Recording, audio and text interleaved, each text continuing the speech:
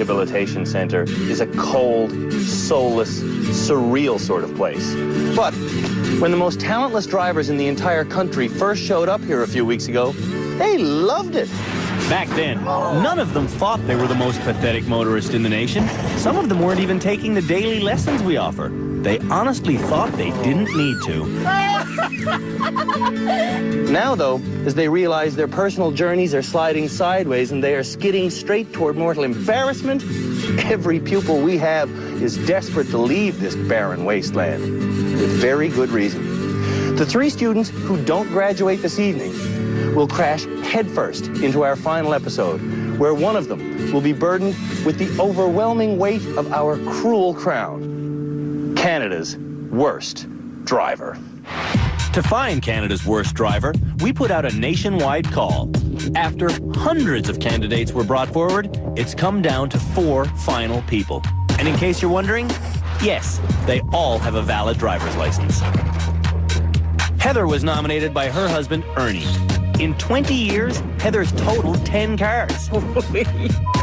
It sounds bad, and it is. Chris was nominated by his wife, Michelle. Since getting his license as a teenager, Chris has driven, on average, 1 time every 2 years. Well, that was pure and utter failure. Manuel was nominated by his colleague, Alex. Manuel has a dark side that can go from 0 to 60 without warning. And finally, Madalena's best friend Jennifer nominated her.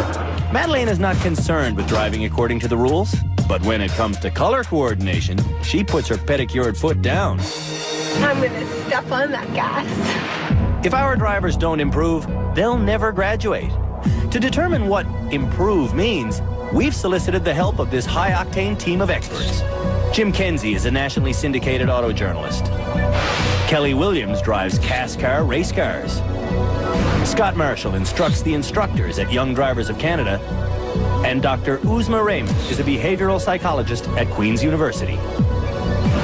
At the end of every episode, our experts determine which driver will graduate and which will remain in the running for the humiliating title of Canada's worst driver.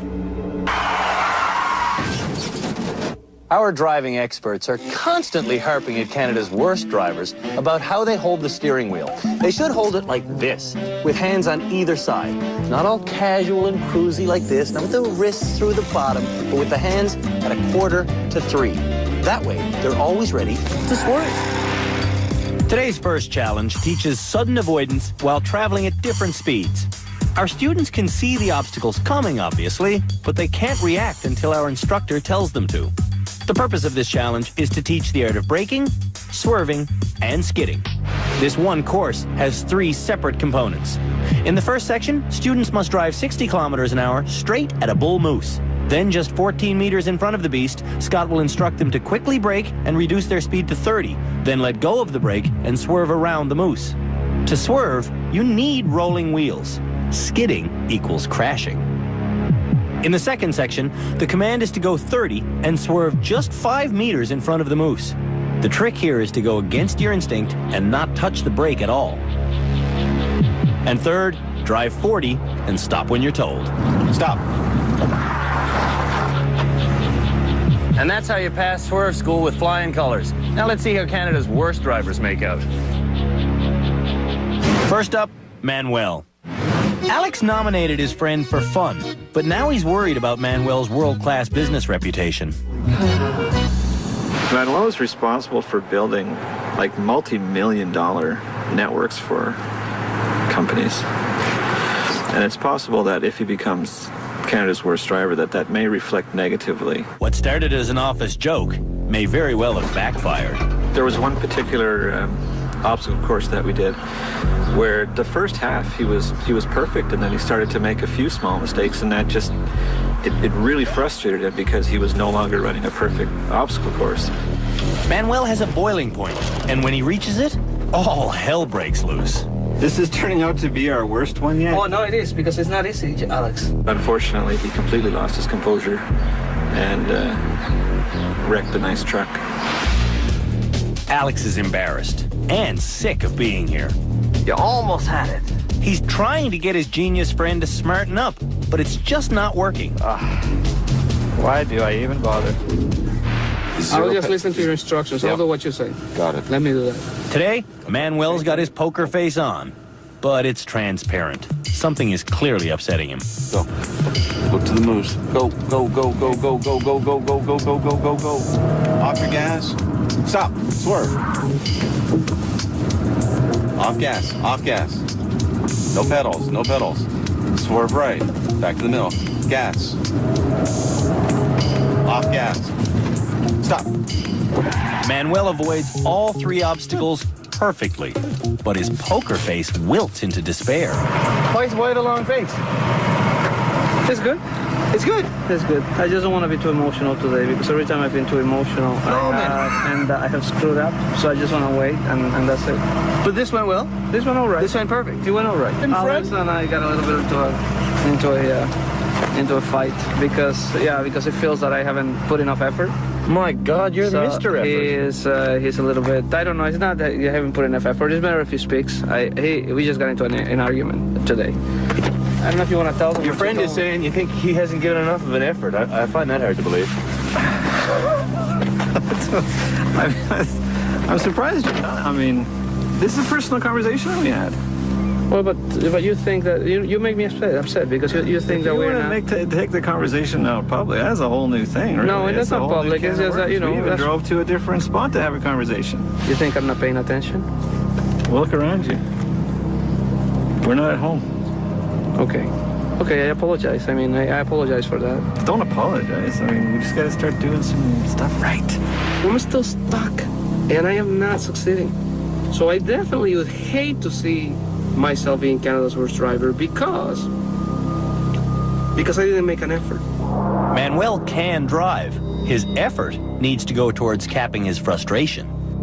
Twice at the driver's rehab center, you came in and you blew a challenge right away, and it was because you were stressed out on an emotional level because you'd just gotten in a fight with your navigator. If I am upset, you will see it. So the same drive force that keeps me up 24 hours doing a project, that same force is the same that actually plays against me when I get angry because I just let it all out. And it's really important that you have that self-knowledge, because having that self-knowledge is going to be a key to understanding in this situation, this is a particular weakness of mine. It's a matter of now translating that into some concrete differences in approach. A car traveling 30 kilometers an hour goes 8.3 meters in a second. You do the math.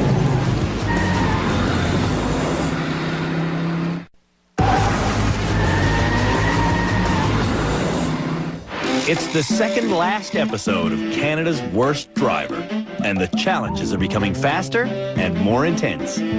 This one teaches our nervous wrecks where to brake, how to swerve, and when to skid. Here's Heather. Heather's problem is easy to see. Okay, now what? We suspected Heather had some vision issues, so we booked her an eye exam. And the writing was on the wall. So that is 2100. Your average person has what's called 20/20 vision, where she was 2100, which means if I'm standing away from an object 100 feet, I can see it clearly, whereas for her to see that object, she'd have to be standing 20 feet away from it. We offered to get her new glasses, but Heather wants to wait until she's home. Keep going, keep going, keep going, keep going, keep going, keep going. Stop. No, literally stop. Heather's focused on her swerve instead of her speed. We have to go Go that way? Well, yeah, but when I was saying keep going, you were braking. So we're going to back up, do it again. Keep it hard. Hard. Keep looking up. Harder, harder. Go. Heather's been told to go 60 kilometers an hour. When she almost reaches speed, she panics and drives right off the road. Back in the middle. Scott talks her back onto the course, but he can't talk her off the brake. No, no brake. No brake. No brake. Right. The average driver is said to make one decision every second. More. No. Okay, we're going to stop. But Heather can't decide where to go, or even where to look. Where you look is where you go. So if you look at the moose, where are you going to go? If you look at a moose, where are you going to go? I'm going to go that way. If you look at a moose, you're going to go to the moose. I need more practice. I really do. It's true, isn't it, that you also didn't really understand what your vehicle would do? That's right. I don't think I've been in a situation before that I had to put the brakes on quickly. I think you have, because you've written off a bunch of vehicles. If you'd pressed on the brakes, maybe those accidents wouldn't have occurred. Madalena's next. Dealing with Mad the Bad Driver, as her friends call her, has been exasperating. We can deal with her lack of skills. Just look back. What are you, 40 meters, 50 meters from the wall? Yeah, I guess. I mean, it wasn't even close. But we just can't make her assume responsibility. Because the red lights didn't come on. If Madalena was in a Hollywood movie, you wouldn't believe her over-the-top character could possibly even exist. Go, go, go! We've been begging Madalena to show some respect. In this swerve challenge, following Scott's precise commands is crucial. Shockingly, Madalena listens to him and performs the first turn fairly well.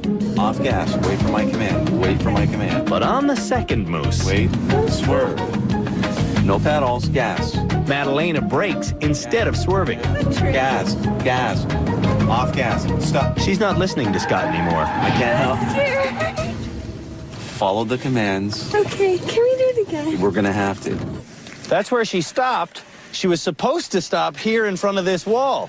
So she didn't do what she was supposed to do, but she also didn't break the wall. So she's learning something. Go, go, go, go, go, go. I said keep going. Stop. Swerve. Off your brake. Good. Off gas, off gas, off gas. No pedals. No pedals. Wait.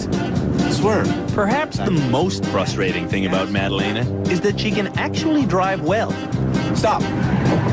when she thinks about it. See? Thank you. Next up, Chris. It's amazing how much there is to learn. Oh, not good. Not good. How Chris got his driver's license, I'll never know. Nobody can get by that. No one. This is impossible. It's not impossible. Chris needs waterproof pants whenever he drives. He's that scared. Give it hard. Go. Faster. Faster. Steady your speed. Stop. Chris way over brakes at the first moose. Keep going. Gas now. Gas. More. But at the second moose, he doesn't brake, and his adrenaline surges, causing confusion. Back in the middle. Look ahead. Then, Gas. Go, the go, tension go, builds, go, go, go. the floodgates open, Stop. and Chris has the worst kind of accident. I think I pissed myself. What's worse than a bad driver? Die. A backseat driver. Shut up and drive.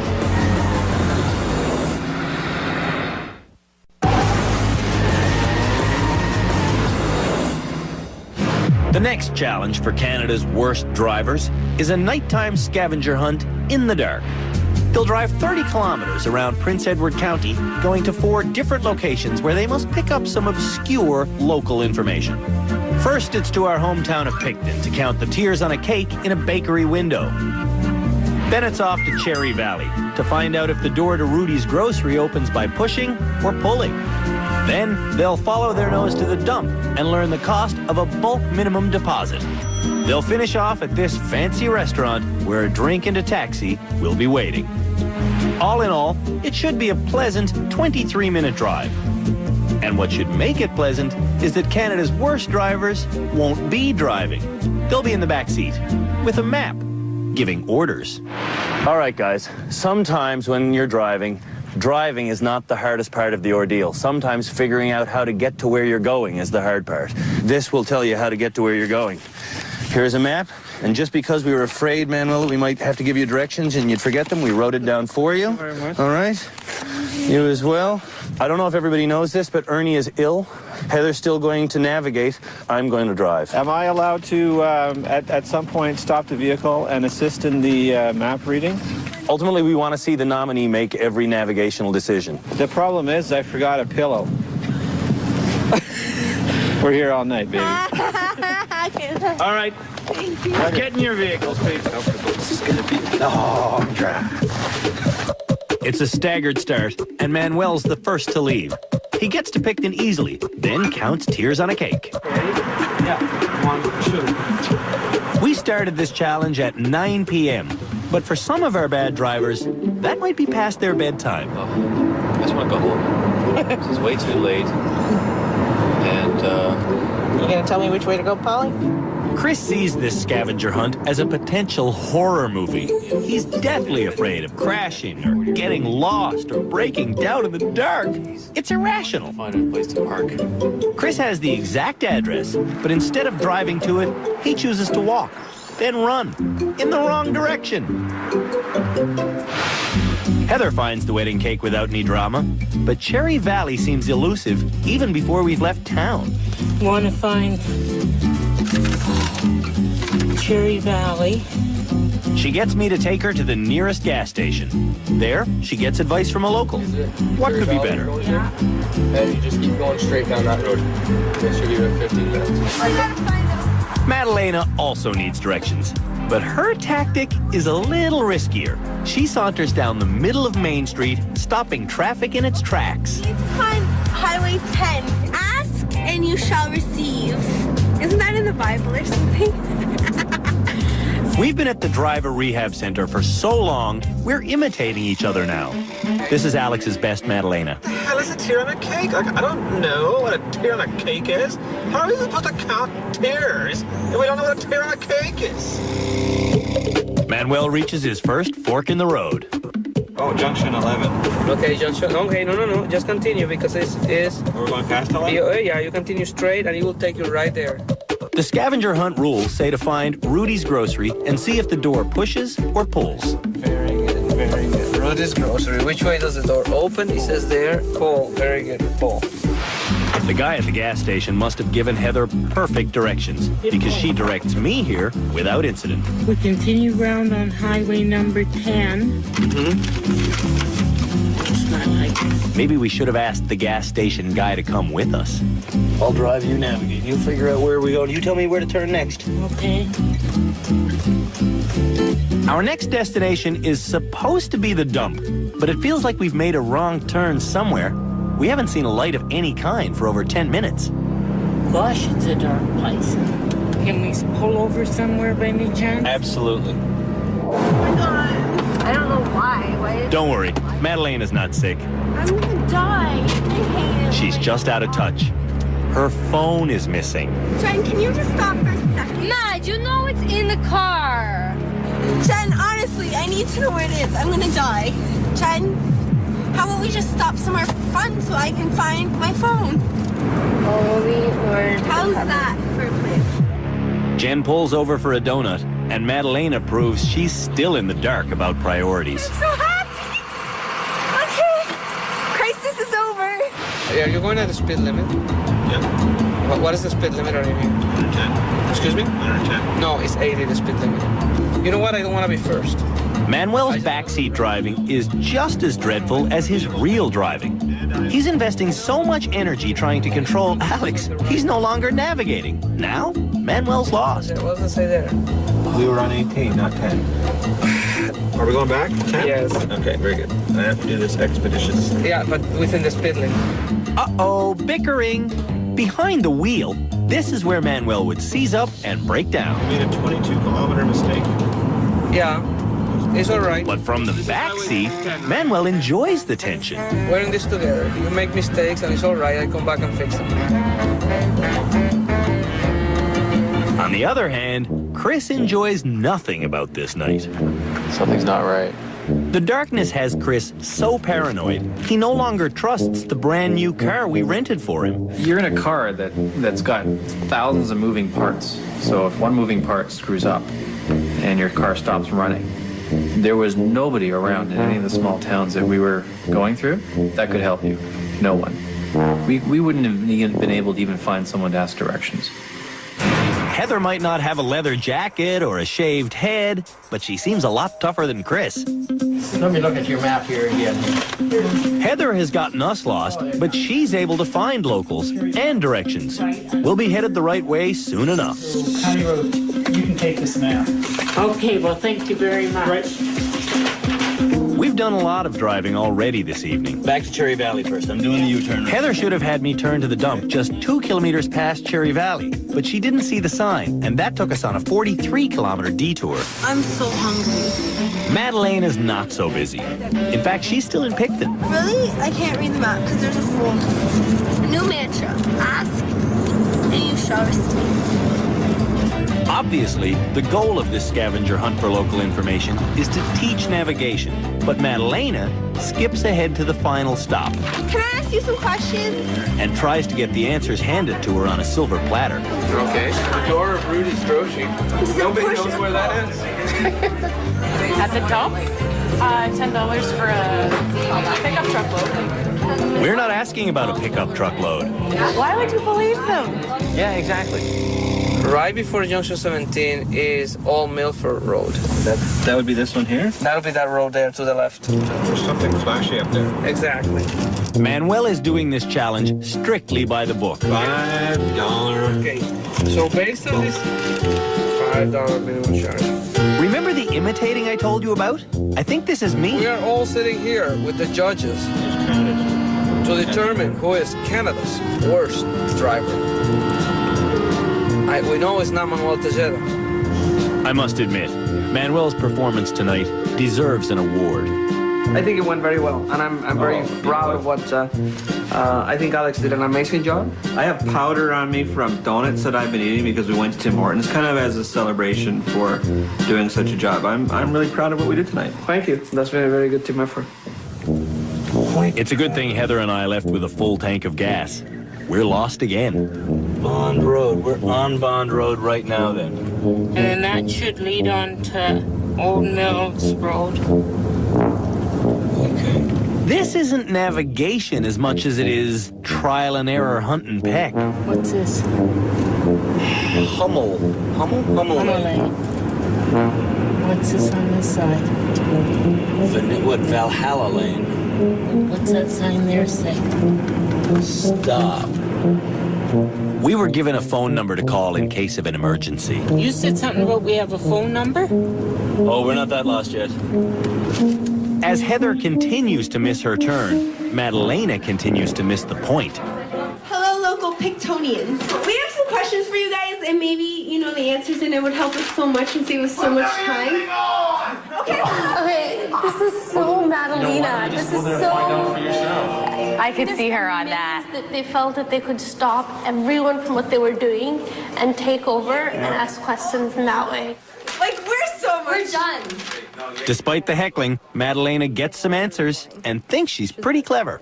Can I tell you something? Society works as a Fordism element. Everybody plays a particular part to make a cohesive entity of society, no? So, like, everyone does their little part. So we just come here, fill in the blanks, and you got... Nobody can do one thing all on their own. It's just impossible. That's 3 years of university talking right there. Chris has even more university education than Madalena, but he never learned to enjoy cruising at night. Not knowing where I'm going at night, no people, no facilities. It's a combination of all that. It's not like night driving is impossible. I mean, it's not that at all. It's the combination of all these factors that kind of play into a worst case scenario. We're gonna drive until we run out of gas. Maybe there'll be a sign from heaven. Michelle, shut up and drive. Okay, that'll do it for Chris and Michelle. They arrive at the restaurant, done like dinner.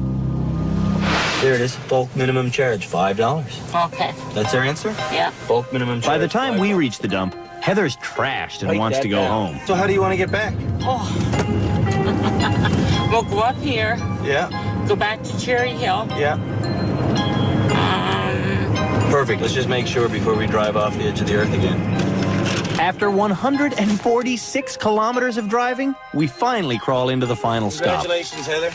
No congratulations. We've been on the road almost 4 hours. It should have been so simple.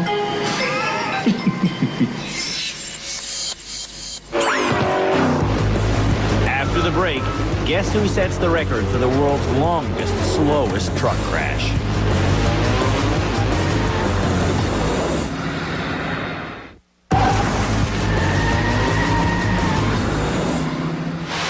There's a graduation ceremony being held at the end of this episode. One of our students will get their keys back, but 3 very desperate people are going to remain right here. None of Canada's worst drivers know it yet, but if they don't graduate today, they are going to be thrown into the lion's den. For our final challenge, in our final episode, our 3 final students are going to go on a road trip with me to Montreal, a society known for its distinct style of driving. The streets of Montreal. They're just as famous for their traffic as they are for their cobblestones. Fast drivers love it here. Bad drivers don't. This will be the ultimate test for Canada's worst drivers, and I'll be riding with them. Please, God, don't let them kill me. To prepare them for the intensity of Montreal, we're getting doubly serious. This next challenge should teach our drivers the art of staying calm in a heavy situation. When the nominees for Canada's worst driver took this beautiful pickup truck out on an earlier challenge, they beat it within an inch of its life. Today, it might not survive at all because we're doubling up the potential for grave disaster. Instead of driving with the person who nominated them, we're making the most dim-witted motorists in the country chauffeur each other around. With 2 of Canada's worst drivers in the cab together, this challenge will be twice as tricky. And with our added twist, it'll also be twice as long. The drivers will each run the course 2 times. Once with the truck completely empty, and once while carrying over a ton of gear in the back. The loaded down truck will handle much differently than the empty truck, teaching our students what it's like to have limited visibility and unresponsive steering. For no particular reason, we pair Heather up with Madalena. The instructions for this challenge are simple. Go as fast as you can without hitting anything. Heather, go fast. It's a race. I can't go too fast. We rented this pickup for Canada's worst driver. I have a feeling that by the time this challenge is over, we'll be buying it. Let me get out and direct you through. Yeah, okay. Madalena's directions leave a lot to be desired. There they go. Son of a...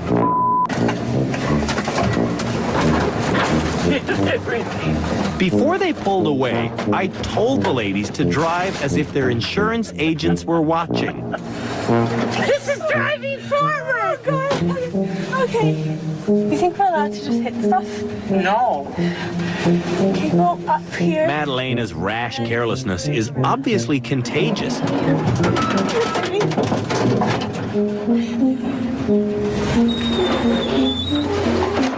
Heather hasn't driven this repugnantly since arriving here. No metal on metal. Okay. You're going to have to get moved that through here. Oh, God, I can't get out. Well, here. Heather and Madalena are trapped, prisoners of their own bad driving. I can't get out. Okay, I'll get out. Oh, God. Madalena gets out to clear a path, but doesn't do the greatest job of it. Get rid of them.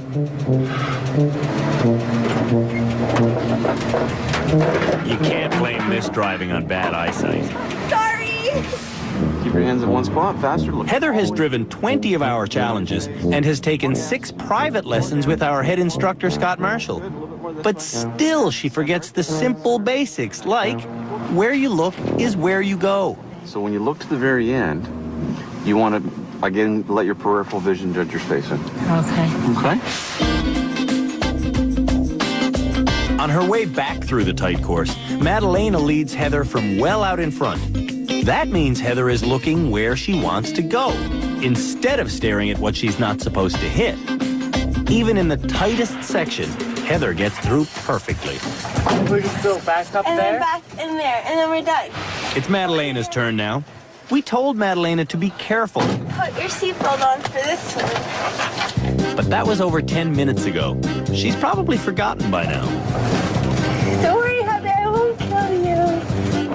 As Madalena whips around the first corner, Heather searches for something to cling to. No, you're going to hit this side. I've told our students time and time again to stop when they hear metal on metal. Madalena does the polar opposite. She stomps on the gas. How you doing, Heather? I'm okay. Heather's being polite. She's not okay. She's terrified. What will it be like when the truck gets loaded down with a ton of sand and a blinding mound of hay bales? Can't you guys do a better packing job than that? Alberta proud Heather can do a better job. Go fast, Heather. Okay, go as fast as you feel. Loaded down with all this weight, the truck's handling gets worse, and so does Heather's language. Oh, I never heard you say the F word before. I have. On Heather's last pass, she slipped through without a squeak. Take everything with you, Heather. What's happening? Well, she's no longer looking where she wants to go. Heather. When she gets back behind the wheel herself, Madalena happily demonstrates my pet peeve. Metal on metal. Madalena is unrepentant, but Heather feels remorse. Believe it or not, we had metal on metal. And that was the last thing that Andrew said last night. No more metal on metal. So we still have to improve about that. I thought it was really fun. I like driving with Heather. I never knew she was so feisty. I was like, whoa, man. But no, I was amused. I like driving with Heather. I'll drive with Heather anytime. I think she's a great driver. I don't know why she's here, and I don't know why I'm still here. We should just go home together. Can Madalena possibly be serious? It's time to see if she's come to her senses. When you and Heather were in the pickup truck together, how did that work out when you were driving? Good. How so? It was good. It was fun driving with Heather. You hit a lot of stuff. How can that be good? I know. Oh, okay, the hitting part wasn't good, but I had so much fun driving with Heather. I think with that, the goal is really key, Madalena. Like, for example, if you're in the car with Heather and you make her feel good, or you're relaxed and she's relaxed, if that happens, great byproduct. That's not the goal. Next, the men forget this is a school with a unique teaching style.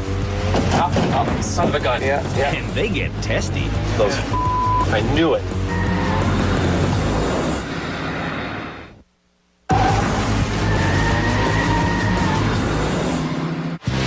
Instead of driving with the person who nominated them as Canada's worst driver, No metal on metal. the most abysmal motorists in the country are now driving with each other.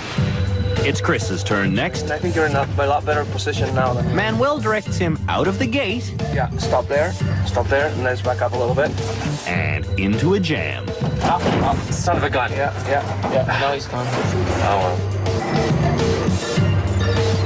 After a few scrapes, Chris stops listening to Manuel, and he drives into the parking bay without incident. He is still a driver. Chris should be done in a few seconds, but it takes him 4 minutes to park. where am I? You want to go? No, you want to clear that bag, and then... That's what I'm going to... Parking. It stops Chris every time. And then now, turn. Yeah, very good. Chris finishes with the cleanest run so far, and it goes straight to his head. Right now, the running for Canada's worst driver, I would say, would have to be Manuel. I do like him a lot, but I would not want to be on the road with him. While Chris gloats in our confessional car and Manuel uses the bathroom, our crew tightens the course. Alex smells a rat, and he launches into a protest on behalf of Manuel. I'm fired up, man. This is bull. What Alex doesn't realize is that our experts are watching too. They know the course is being made harder. It's all part of our master plan to test Manuel's frustration issues. What do you think is the fastest, the best way to get this vehicle out of here? Same way I did it. Manuel is facing a nearly impossible task. Will he stay cool or boil over? That's it? Nope. Slow down. Slow right down. You're good here. Keep going. You might hit that one. Keep going. You missed it. That was better than me. Okay, straighten out. Chris is incredulous and bossy. You're fine here. Keep going. Don't talk. Just look ahead. Okay, go left. Left. Here comes the tight squeeze.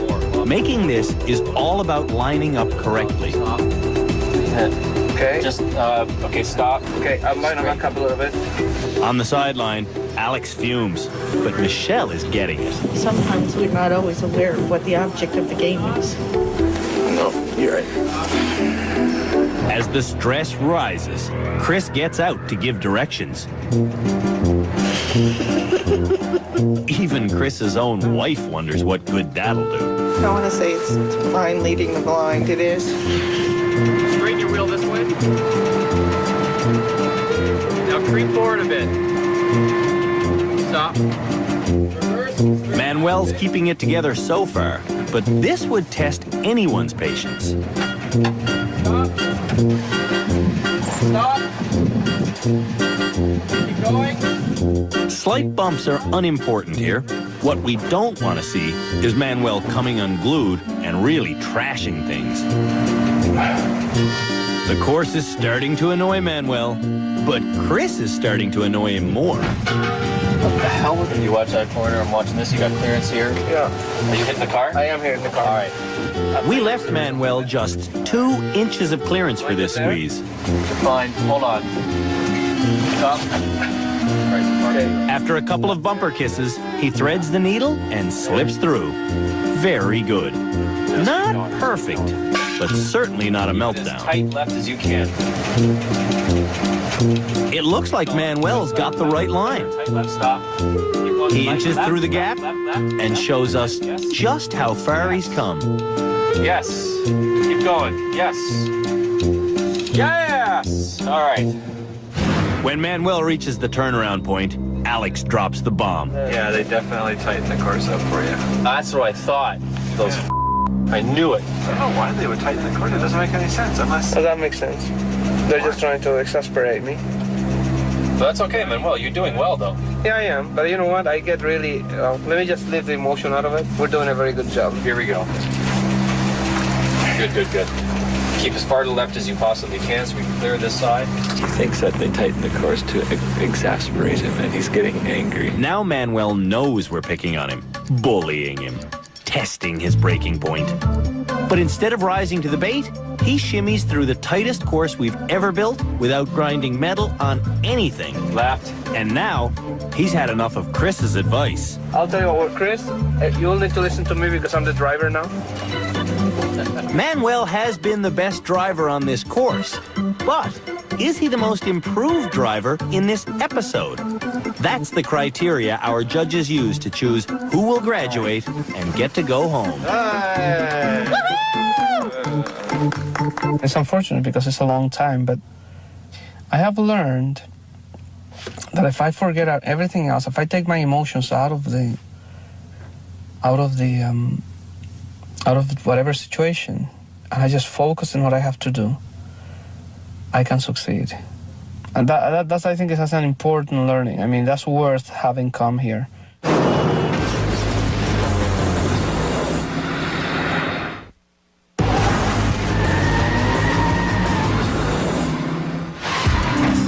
Canada's worst driver. It's not the nicest thing to be called. I don't want the title. Somebody else can have it. Do I want that title? No. Do I deserve that title? Maybe. Probably if I end up winning the title Canada's worst driver, I'll be upset. Yeah, I just don't want to be Canada's worst driver. It's so embarrassing, and my mom's like, if you're Canada's worst driver, I'm going to be so embarrassed, and I don't want to embarrass my mom, because that's my mommy. You don't want to embarrass her. Our judges take this just as seriously as our nominees. At this stage, no one wants to make a mistake. Well, I'm at a loss as to who we're going to graduate this week. There's not an obvious choice, that's for sure. The thing that's really frightening is we see progress on some of the exercises, and then the next one, they completely blow it out of the water. The note about the swerve, though, was I found to be interesting. For those who actually followed my instructions, they did well. Those who decided to do their own thing screwed up. Uzma, can people max out their learning? I wouldn't say across the board that that's the case, but I think that we really, and we've said this before, we have to be realistic about our expectations. But that's not true for all this group. I really think that there's still room for improvement that can happen for other people. Even within Heather, I think there is room, but I think we have to be realistic. You think Heather's reached her ceiling? I think she's closer to it than others. Close. At some point, I think you've got to sort of go away and say, okay, I've learned so much, I've got to absorb it. You've got to start bringing some of the stuff into your fiber. And then once you get competent at this level, then you say, okay, now I got to move to the next level. Has anybody improved enough to graduate this week? If I were to pick, I'd pick either Heather or Chris. And not that I think they're good drivers, because I really don't, to be honest with you, but when we're talking about just straight improvement from what they were when they first got here, Chris, I see a lot of improvement, even though I still think he's scary. I mean, I really do, because I just don't think he sometimes has a clue what's going on around him. And Heather as well, I mean, she's has improved, but I still... It's the improvement, not the fact that I agree with Kelly. They're not good. They're going to need time. But yeah, I think Manuel probably went the cleanest through that. He did well on the swerve, and he seemed to be in control for the navigation. Yeah, I think because of the other ones, Chris, no, he's still losing it. Jim, just give me a yes or no. Should they graduate? Heather? Not yet. Manuel? He's on the short list. Chris? He's the other short list. Madalena? Gotta stay. Thank you. Possibly Manuel, possibly Chris, not Madalena, and I mean Heather, her performance in the pickup truck was just abysmal. There's so much riding on this decision. One of these people is about to drive home on a road near you. The Driver Rehabilitation Center has witnessed a gruesome amount of damage during the course of our 7 shows. And as disturbing as it may sound, we are about to graduate one of the 4 remaining nominees for Canada's worst driver. The person who is getting their keys back this week isn't necessarily the best driver here. It's more like they are the least worst. Heather, when we paired you up with Madalena, you drove with a smile on your face. But you know what? Giggling while you crush things doesn't mean you're improving. In fact, this week, the biggest impression you left was not on our experts, it was on our pickup truck. So I'm sorry, but you won't be graduating this week. Chris, when we put you through swerve school, you were the only student we had who ran straight into a wall. Enough said. Which Madalena brings me to you. Every time we haul you out in front of our experts, you always say that you wish we were taking you more seriously. But, you know, seriously, every time we put you alone in an automobile, your seriousness flies right out the window and the trip becomes more about laughs than it does about safety. So I'm sorry, but this week, the person who's getting their keys back is Manuel. Manuel, I know that you probably don't believe it because I've dangled them in front of you before, but believe it, you are our next and most recent and proudest graduate. Thank you very much. Thank you for coming, sir. Congratulations, Manuel. You're not Canada's worst driver. You might be the country's worst dancer, but as a motorist, you merely, well, I'll let you say it. I sucked at this thing. I sucked. Manuel's going home to his wife and kids, a happy man and safer driver who's promised to keep his temper in check. I'm happy. But not everyone is celebrating his graduation. Okay, this is crap. How in the world does somebody like Manuel graduate before I do? Who sucks more than me? Everybody else. Granted, I probably should not be on the road yet, but neither should he. Neither should he, not from what I've seen. Why, if you just look around, look at your average there. Heather, 10 cars, 20 years. Madalena, $9,000 in insurance, 30 accidents. Chris, driven 6 or 7 times in 13 years. So you make the math. To think that he's been the way he has been throughout the challenges, and now he's graduated and the 3 of us are left. He's released back into society, so Canada, watch out. I just didn't think that he deserved it. No, never. I'm happy. There's only 1 show to go and 3 drivers left. Can you turn that way? Son of a motherless goat. One of them is Canada's worst driver. Hey, guys, slow down, you missed it?